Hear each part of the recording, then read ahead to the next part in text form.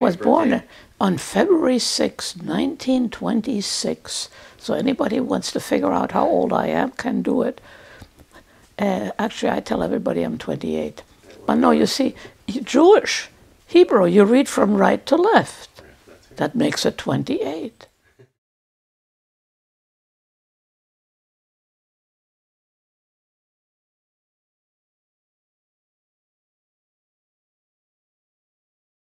A16786. I was born in Eastern Germany, which is now Poland, and I immigrated to France around 1934 with my mother. My parents were divorced, and went to school in Paris. So that's where I learned French. Went to school there, the war started. So I was kicked out of school when the Germans declared war into France, because supposedly I was German, although I was, by that time I was stateless, I had no passport, and we couldn't do anything about it. Mother decided to have me continue to learn English, you know, Oxford English, and things went fine. When the German occupation came, we didn't want to wear the star, so we changed our name.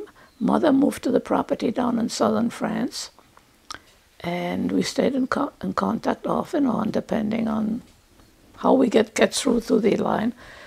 De Gaulle was ruling southern France, so-called Free France, except the Gestapo had full run there. And I hadn't heard from Mother for a while, when I got a knock on the door, and it was early in the morning. I was ready to go horseback riding, and there was a good-looking young man there. And he showed me a picture I had dedicated to Mother. And he said, Mother would like to see you. She's outside of Paris. Why don't you take some clothes and come with me? Okay. I went, got into his car. We drove. At that point, I didn't know where we were going or what the name of the place was where we ended up, which was on the outskirts of Paris. It turned out to be Drancy, D-R-A-N-C-Y, which was actually an assembly camp for the German. When I got out of the car, he walked me over to the gate of that building, which was like a school, and I was greeted by a military officer in green with two black patches with two S's on each. So I knew that wasn't very good. They took me inside, and inside I found Mother. She had been arrested in southern France by the Gestapo, and that's how they found my name and my address. And we couldn't do much about it. We later found out that good friends she had transferred the deed of her property for it to be safe in case something happened, decided they wanted the property and denounced her. So that took care of that. So we were told at that point that we would be moved to a labor camp in Germany as soon as another transport arrives from Lyon, which is like central France in the Alps. Now we had rumors, you know, and rumors come everywhere. So we had rumors that the American had landed. So we were all praying that they would get to us before the people came from Lyon. And we could hear cannons in the distance, but the transport arrived. Now, I'm not very conformist, so I started talking to the cook, who was a Frenchman who had been arrested, not a Jew. And I say, how can I escape from the transport? He said, very simple. You make a hole in the cattle car in the center, because you're going to be first-class cattle car, and drop yourself down, feet first, to the rear of the train. It's only about a foot and a half. You had wrapped yourself in a blanket. Let the train pass over you, and when the train is gone, you're free. Nobody knows the difference. So he gave me the tools, which was a crowbar and a saw, and I had the blanket. Well, the day came, the transport arrived from Lyon, and we were told in 3 days you'll be moved. The day came, I don't know how we got from the camp to the railroad station. It's a complete blank. But we must have gotten to the railroad station, because otherwise I wouldn't have gone onto the train. Anyway, the first thing I did was get into the cattle car and tell Mother to go right inside next to the door, figuring that I'll be able to maybe escape through the door. And for some reason or other, I said to Mother, you know, Mother, we all have to die someday. If it's true what they say, that they kill people, well, that's our fate, we'll die.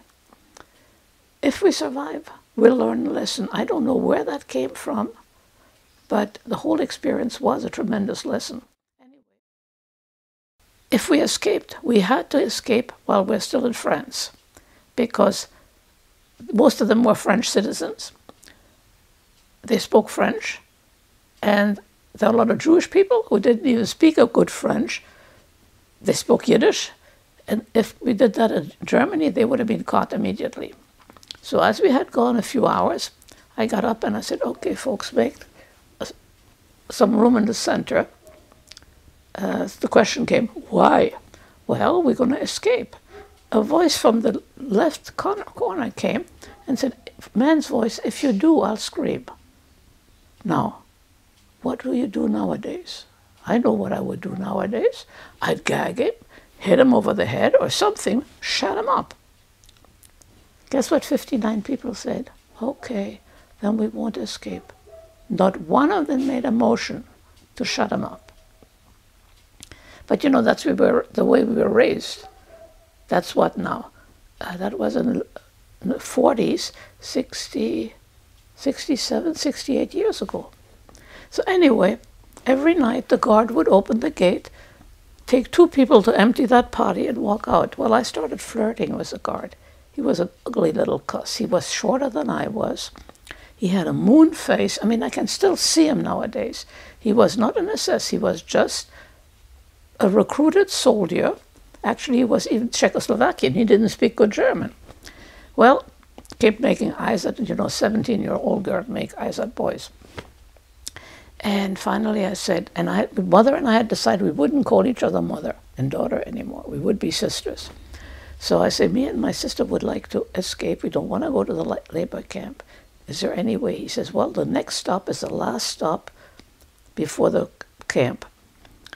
I'll ask you and your sister to take the pot out. And when we walk apart away from the railroad station, I'll let you go. I'll turn around and you just disappear. I figured we've had it. Blackout in Europe was all during the war in all cities, so that American planes couldn't see that there was a town. So when he opened the door, all the lampposts were painted black, except the one in front of our car. Somebody had broken the globe and a nice white bulb was hitting us. So he just went, can't let you go, because a guard from the next car would have seen it. So that was the end of my trying to escape. Next morning, we arrived at the labor camp. I never saw the gate which says Arbeit macht frei. Well, how could you? That little window, which was like 2 by 4. So anyway, we got to the labor camp. We were told to come out of the car and line up in rows of 5. I don't really need my knitting. I'm not knitting. Rows of 5, and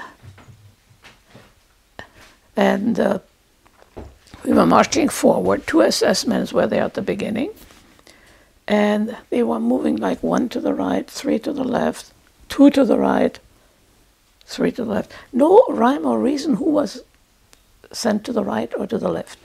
Mother and I were directed to our right. I had tried to ask the German soldier or the prisoner who were lining the dock where we were. Nobody would answer. So anyway, we got into a big room and were told to undress. That was a funny thing. The SS were standing there. We're supposed to undress. We weren't used to those things. We didn't have television with nudity.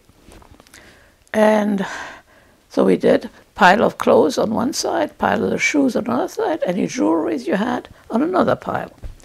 So then we were marched up to a woman there. She was sitting, she had hair clippers in her hand, and all our hair came off. And we're told we're going to the showers.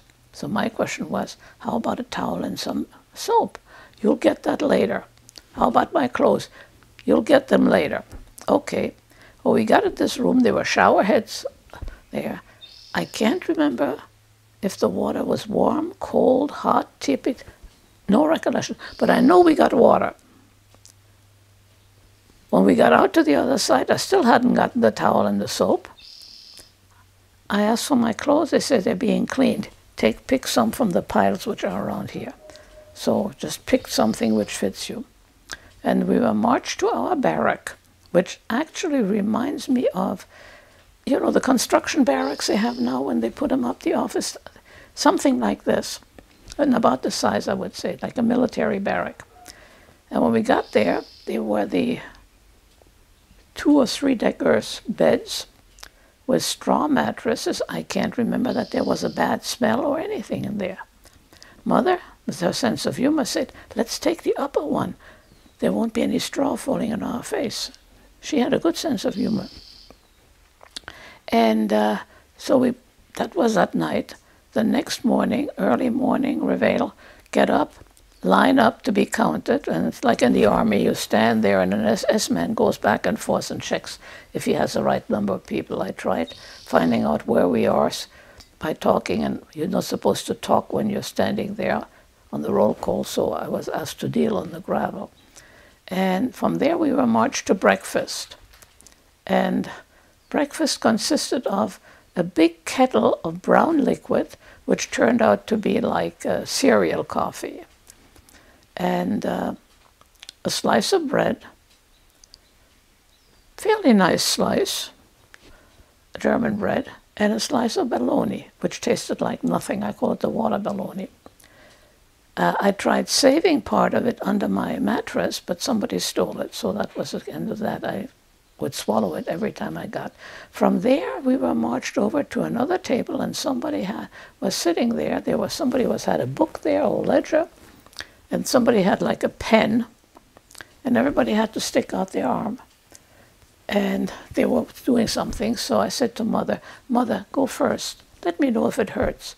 As if I could change it, right? But anyway, she went, and then I got there, and I got my little number, which is starting to fade now.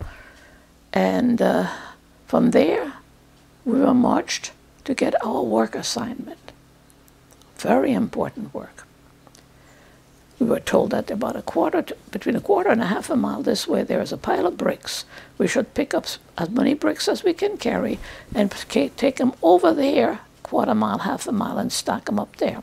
Okay, we did that day in, day out. When we were finished,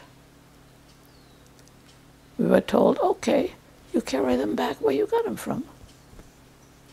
Probably just a way to wear out the people who weren't strong enough. Now came dinner. Oh, I forgot. I wanted to get a second cup of coffee in the morning. The cereal. And we had these beggar's tin cups that was used. Well, the capo, which actually was a prisoner too, but got special privileges, right? Took my cup and hit me on the nose. So I've got a little bit of crooked nose here. And everybody right away told me, don't mention anything, don't go to the infirmary or anything. So I didn't go to the infirmary. So then evening dinner came, and that's the best part. Now, I give you the recipe. It was a soup, which tasted of caraway. It was fairly thick. I found out the recipe. Take a pot of water, put some caraway seeds in there, or you can do any type of flavoring you want, and then stir some flour in there or some cornstarch to thicken it. No fat, no calories. You don't put on weight with that type of food, and you only got 1 cup. And then back to bed, and this was the routine every single day. The bathroom, I can't remember whether I took a shower, how we took a shower, where I took a shower, I can't remember. But I can remember the toilet, which was, again, one of those big barrels. In the center, a square, what do you call it, bucket or something, all the lengths of it. On each side, a telephone pole. The telephone pole was a toilet seat. I can't remember if we had any paper, toilet paper or anything. But somehow my brain is funny. If I can't do anything about it, why remember it? That's the way my brain has been working in this instance. So anyway, this went on and went on and went on. And then after, I don't know how long a time, we were told we were going to be moved to another camp. Now, for some reason nowadays, I think that was when they're trying to evacuate Auschwitz. The Russian were getting. That's the only reason I could see it. So we were moved to a camp in Czechoslovakia. The building was like an old castle type of thing, the same type of bunk beds and so forth. The head of that building was a woman SS. Real. I don't say that word loud in case some children hear me. And the work assignment was going to the factory every morning to make mortar shells. Now, they were testing them, except it's exploded in the, whatever you call them, put them in. Nowadays, I say we didn't have quality training. We were like assembly line.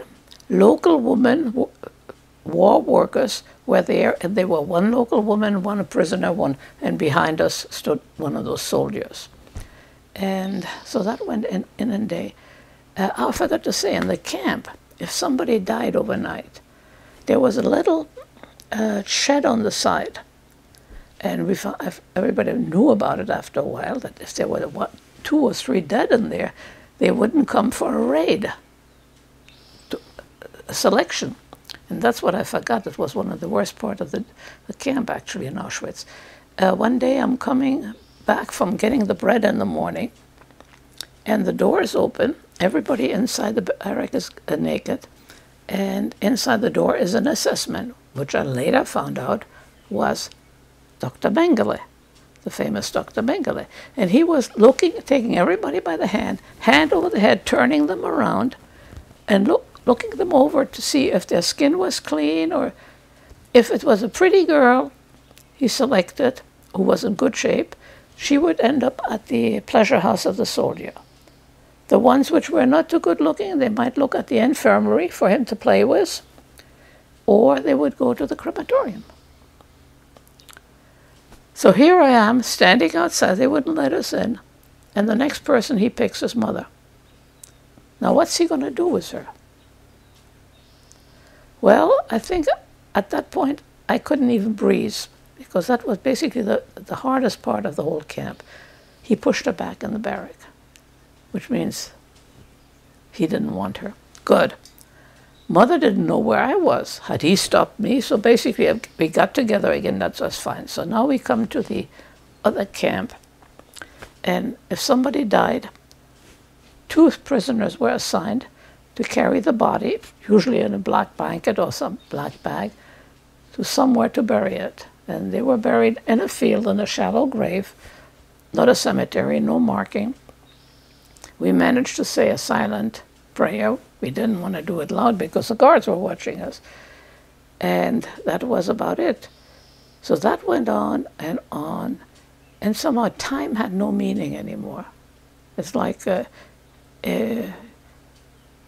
sleepwalker, you just keep doing what's being done, and you didn't dare.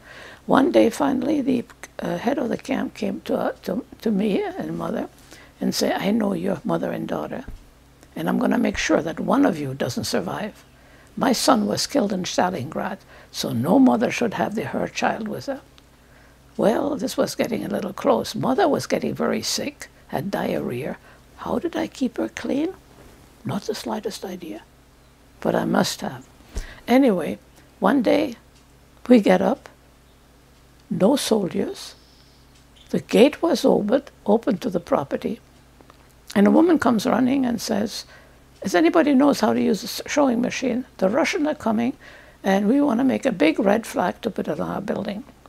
Well, I volunteered. I figured I'll get some extra food or something.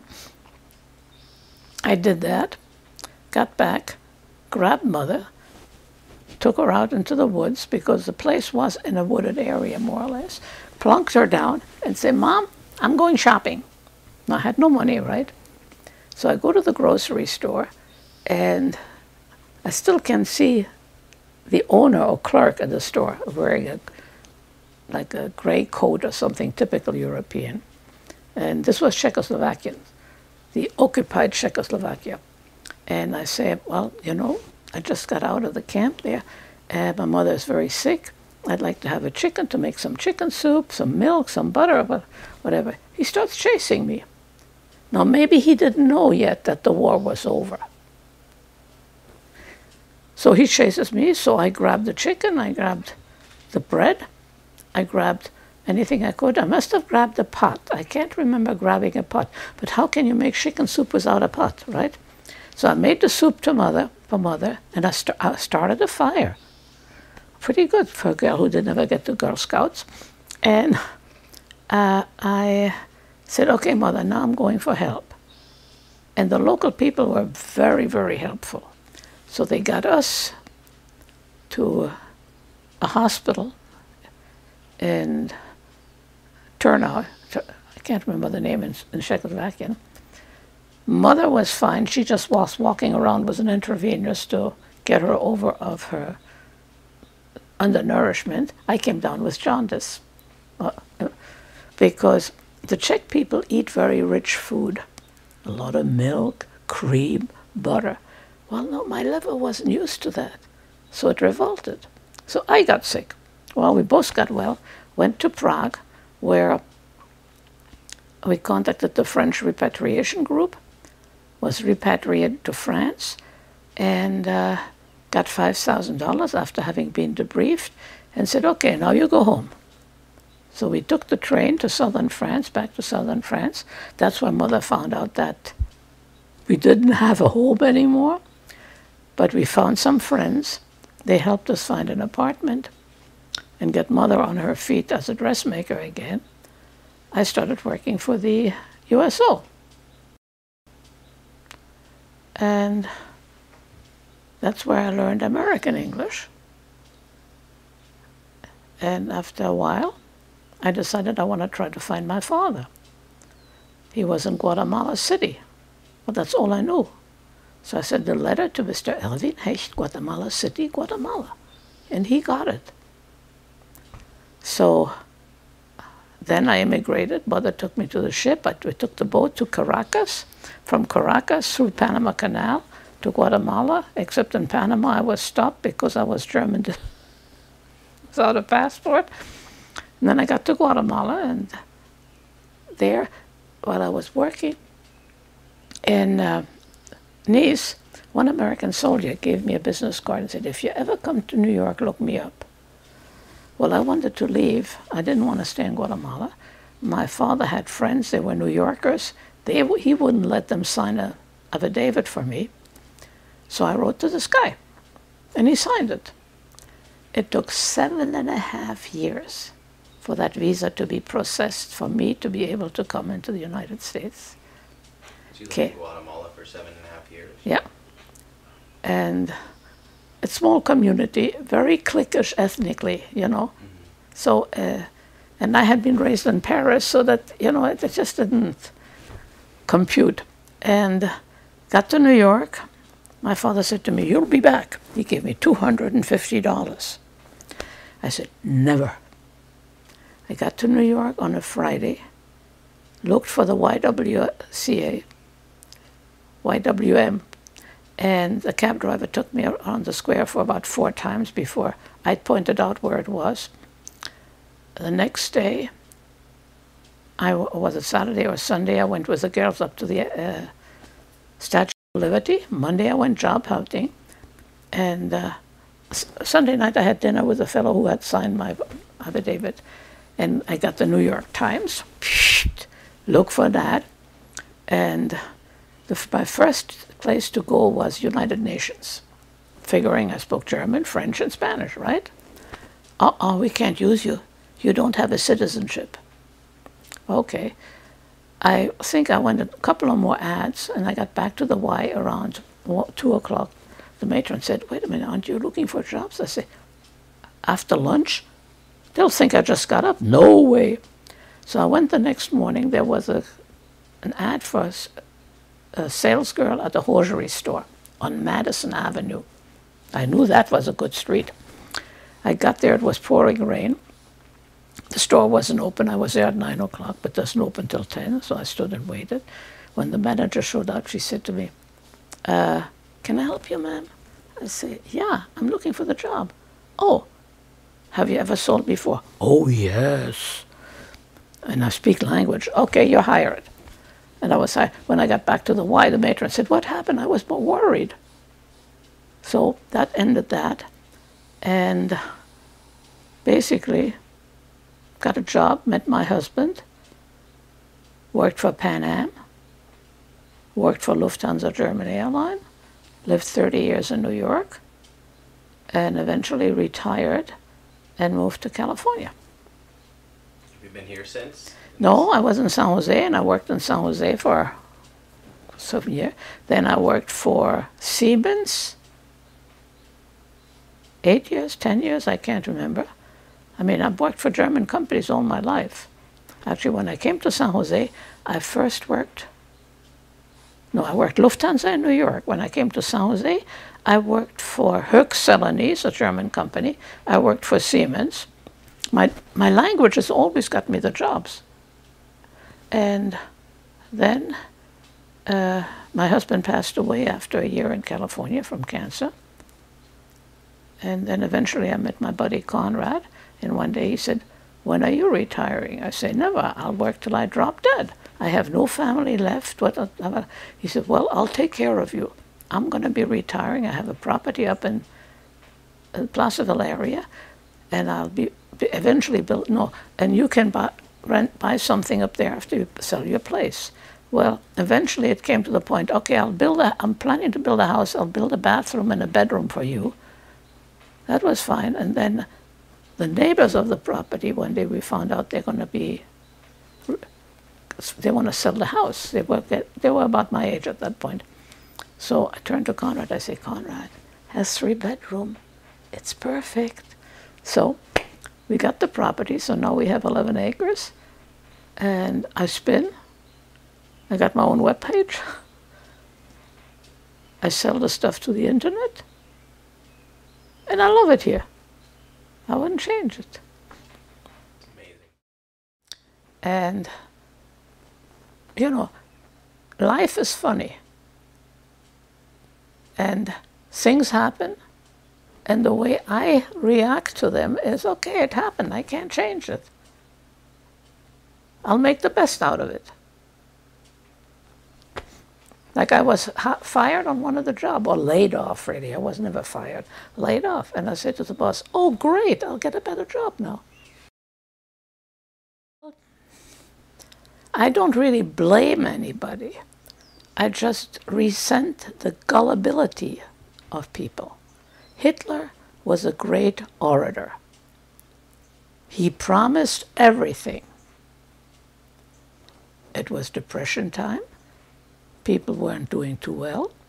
They believed every word he said, like if it was gospel truth, and they elected him. So he became in power.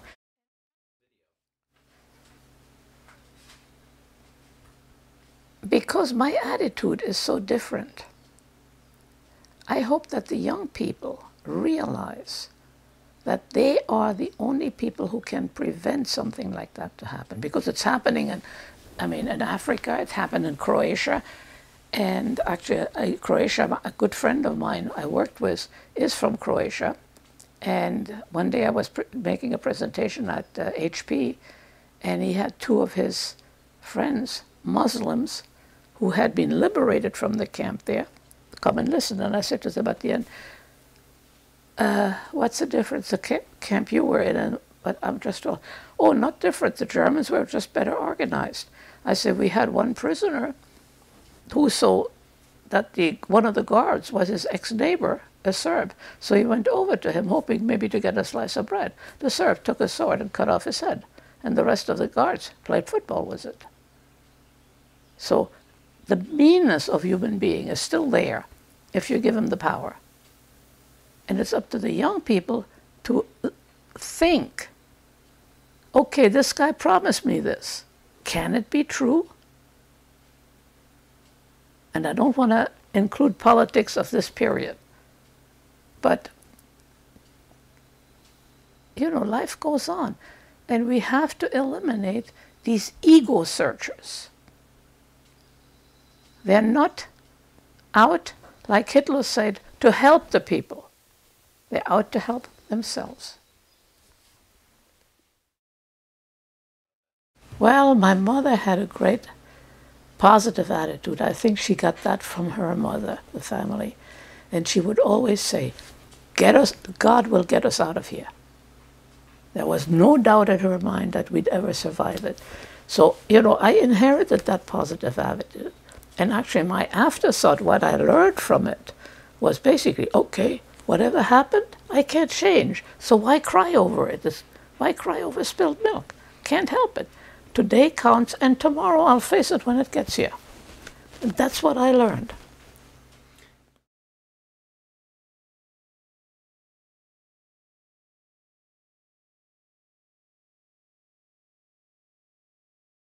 So that's life.